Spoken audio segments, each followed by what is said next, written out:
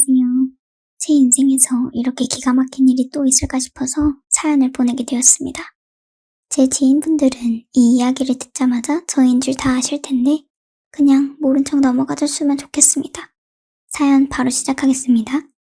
저는 결혼을 꽤 일찍 했습니다. 제가 결혼할 당시 저희 집엔 사업을 크게 하고 있었고 아버지의 사업 파트너이신 분의 아들과 결혼을 하게 되었어요.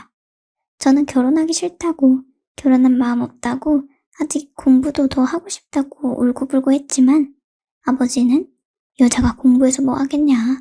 지금 우리 집안에 과분한 사람이다. 이 남자 잡아야 네 인생이 피는 거다. 남자 잘 만나는 게 여자 인생에서 최고로 치는 거다. 라고 하면서 강요하셨어요. 엄마는 아빠의 그런 강요에 아무 말씀도 못 하셨고요. 저희 아버지는 정말 본인의 자존심이라면 자식이고 가족이고 전부 내다팔 정도로 남들의 시선을 많이 의식하셨습니다. 그리고 정말 옛날 사람 마인드였어요. 항상 여자는 하면서 말도 안 되는 가치관을 저에게 심어주셨고요. 여자는 다소 못하고 남자에게 순종적이어야 한다. 암탉이 울면 집안이 망한다. 정말로 이런 말씀을 하시는 분이었어요. 그때 제가 23살이었고 정말 결혼하기 싫었지만 아버지 강요로 그렇게 반강제로 혼인을 하게 되었습니다. 아버지는 본인 사업 확장을 위해서 관련 업체 사장님 아들과 저를 결혼시킨 것이었죠. 제가 결혼하기 정말 싫어했던 이유는 그 사람이 저와 띠동갑인 사람이었고 이미 한번 장가를 갔다 온 사람이었기 때문입니다.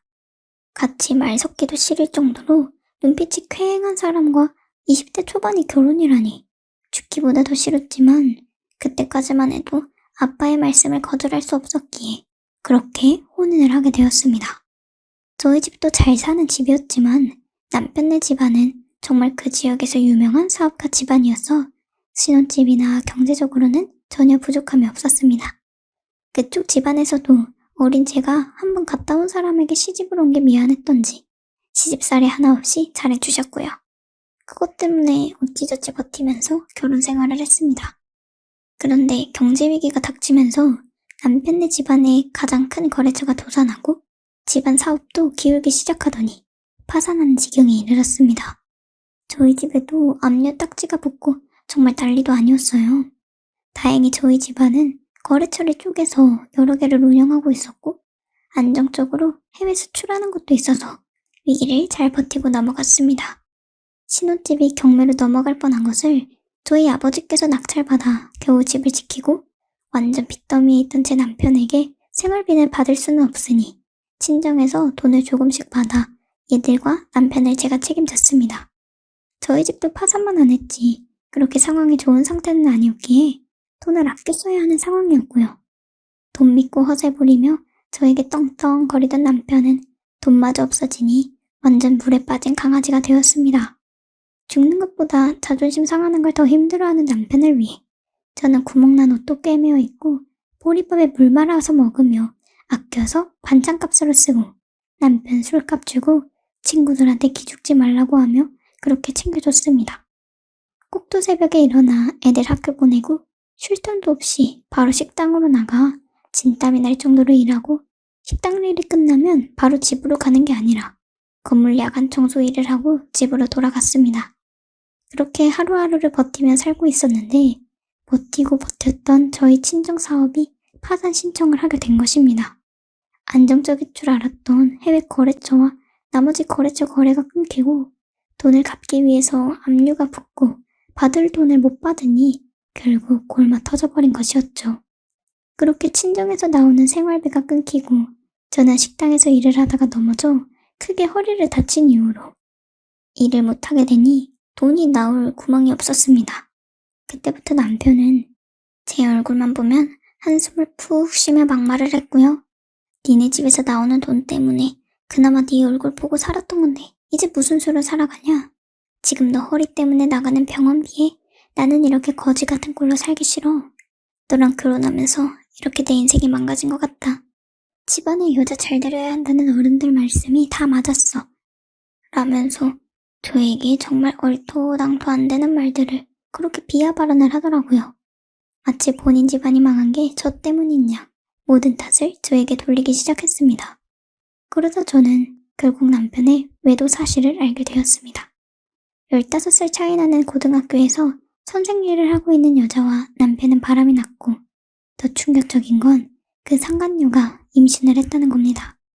남편은 술에 잔뜩 취해서 본인이 상간녀가 있다는 사실을 저에게 털어놓고, 그 상간녀는 현재 임신 상태고, 저와 달리 상간녀는 이쁘고 머리도 좋고 집안도 잘 산다면서 폭언을 하는 겁니다. 처음에는 믿고 싶지 않아서 울고불고 소리치고 그게 무슨 말도 안 되는 소리냐고 소리쳤지만, 남편은 상간녀 사진을 보여주며 뻔뻔하게 저에게 말을 하더라고요.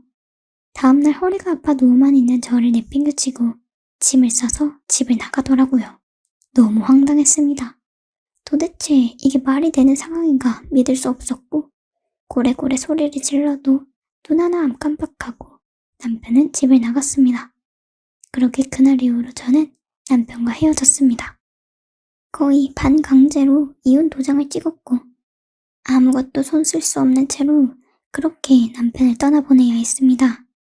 앉는 것도 힘들었던 제가 할 수 있는 것은 아무것도 없었으니까요. 화병이 나서 60kg였던 몸무게가 30kg대로 빠지고 볼이 쏙 들어가 정말 거울도 보기 싫을 정도였습니다. 진통제를 맞으며 애를 열심히 먹여 키우려고 아픈 몸을 이끌고 앉아서 할 수 있는 일을 겨우 찾아 일을 해나가며 생계를 이어갔습니다. 술을 입에 대지도 않았던 저는 술 없이 잠에 들 수가 없는 상태가 왔고, 정말 하루하루를 애들 때문에 버텨나갔어요. 신학 같은 희망으로 복권을 사고 소주와 함께 집으로 돌아가는 게 일상이었고요. 그렇게 4년을 버텼습니다. 그런데 매주 샀지만 한 번도 당첨된 적 없었던 로또가 2등에 당첨된 것입니다. 저는 숫자를 확인하자마자 1등이 안 되셔서 아쉽다는 마음은 하나도 들지 않았고, 하늘이 날 버리지 않았구나 싶었어요. 그냥 펑펑 눈물만 나왔습니다. 친정 망하면서 신혼집도 자연스럽게 팔게 되고, 남편 도망간 뒤 정말 곰팡이 냄새나는 지하방에서 애들 키우면서 매일 애들이 공기가 안 좋아 아토피가 올라오고 기침을 하는데도 아무것도 할 수 없었던 제게 드디어 월세에서 벗어나 작은 방이 딸린 전세로 들어갈 목돈이 생긴 것이었습니다. 저는 정말 그때 길거리에 주저앉아서 미친 사람처럼 울부짖었어요. 감사하다고, 나 안 버려줘서 감사하다고 계속 울었습니다. 매일 남편에 대한 원망과 나를 억지로 결혼시킨 아버지에 대한 분노 때문에 숨도 쉬기 힘들 정도로 어려웠는데, 정말 속이 쑥 내려가는 것처럼 잊혀지더라고요. 앞으로 어떻게 살아가야 할지 희망이 보이니 제 삶에 집중할 수 있게 되었습니다. 저는 그렇게 보금자리를 옮기고 허리 치료를 제대로 받기 시작하면서 삶이 조금씩 안정되어졌습니다. 물론 매주 복권 사는 것도 잊지 않았고요. 나름 뭐랄까, 복권이 제 일주일 중 유일한 희망이자 재미였으니까요. 그런데 감사하게 살고 있던 저에게 딱 3년 뒤 1등에 당첨되게 되었습니다. 너무 뚱뚱해서 걷기도 힘든 황금 돼지가 우물에 빠져있는 저를 위해서 멀뚱멀뚱 쳐다보다가 금통을 확 싸버리고 가는 꿈을 꿨는데, 이상하게 기분이 더러운 게 아니라 좋더라고요. 이거 이상하다 하고 복권을 샀는데 글쎄 1등에 당첨이 된 겁니다. 그때는 기쁜 것보다 손이 덜덜 떨리고 무서웠습니다. 정말 내가 당첨된 게 맞는지 무섭고 어떻게 해야 할지 몰랐어요. 그런데 정신을 차리고 다시 번호를 확인하자 정말 1등에 당첨되었다는 사실을 알게 되고 펄쩍펄쩍 뛰었습니다.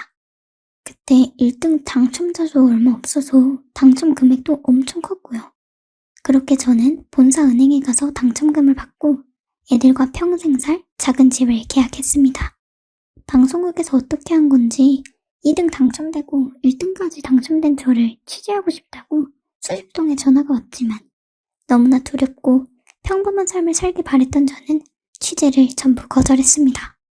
그때 제가 무슨 정신으로 그런지는 모르겠지만 집을 사고 남은 돈을 주식의 절반 넣고 땅을 투자했습니다. 그때는 그냥 돈을 불려야 한다, 이건 하늘이 주신 기회다 라고 생각하고 생전 보지도 않던 투자 공부도 하고 별의별 강의를 들으며 정말 무대뽀로 그렇게 투자했습니다.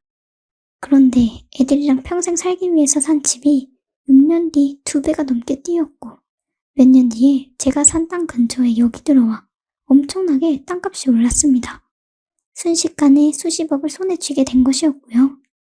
주식은 중간에 손실이 많이 나서 빼고 다른 우량주에 장기 투자를 한 결과 돈의 수배로 불게 되었습니다.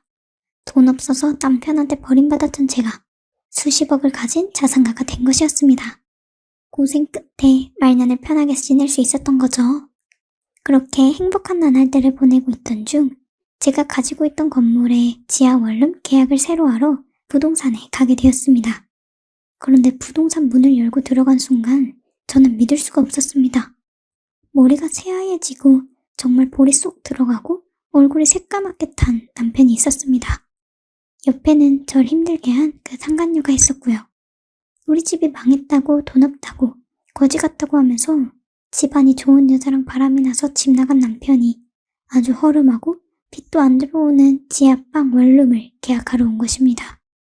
저는 잊혀졌던 남편에 대한 끔찍한 기억들이 떠오르면서 분노로 가득 찼습니다. 남편은 제 얼굴을 보자마자 화들짝 놀라서 얼굴을 가리더라고요. 상간녀는 저를 위아래로 훑어보며 네가 어떻게 여길 와? 라고 하면서 저를 봤고요. 저는 성큼성큼 다가가 손으로 얼굴을 가린 남편의 팔을 확 잡아채며 말했습니다. 어쭈 할아버지가 다 됐네? 왜? 나 가난하다고 우리 집 친정집 망했다고 나한테 받아먹을 단물 없으니까 집안 좋은 여자 임신시켜서 훌러덩 나가더니 왜 곰팡이 쓸고 빛도 안 들어오는 원룸을 계약하러 왔니? 내가 일부러 돈 없는 학생들 살라고 시세보다 적게 잡아서 낸 건데 애까지 있는 니네가 이 좁은 곳에서 산다고? 참 이런 거 보면 인생 공평하다 싶다. 왜 그따구로 사니? 아 맞다. 상간녀 너 불륜 저지른 거 학교에 소문 쫙 나서 선생 그만뒀다며? 잘됐다. 평생 너희들 다시 만날 일 없을 줄 알았는데 이렇게 만나네.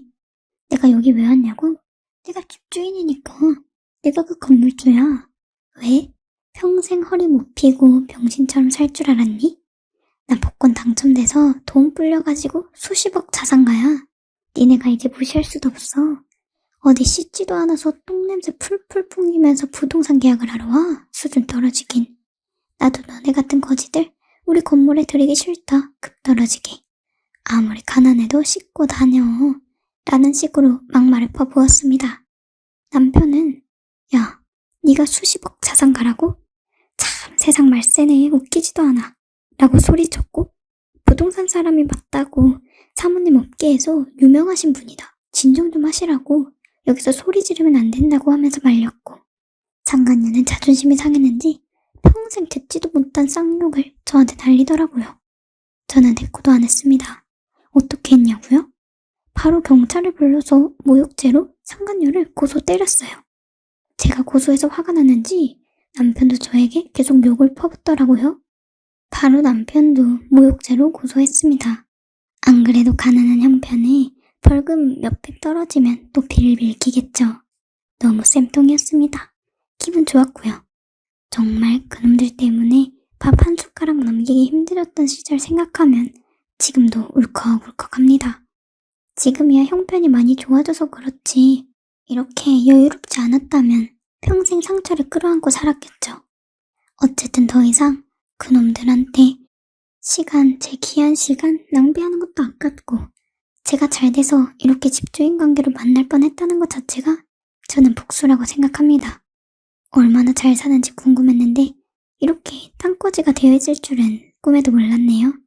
기분이 참 좋습니다. 이 사연이 널리 퍼져서 그놈들 귀에까지 다 들어갔으면 좋겠네요. 제가 얼마나 깔보고 쉽게 생각하는지를 알았으면 좋겠습니다.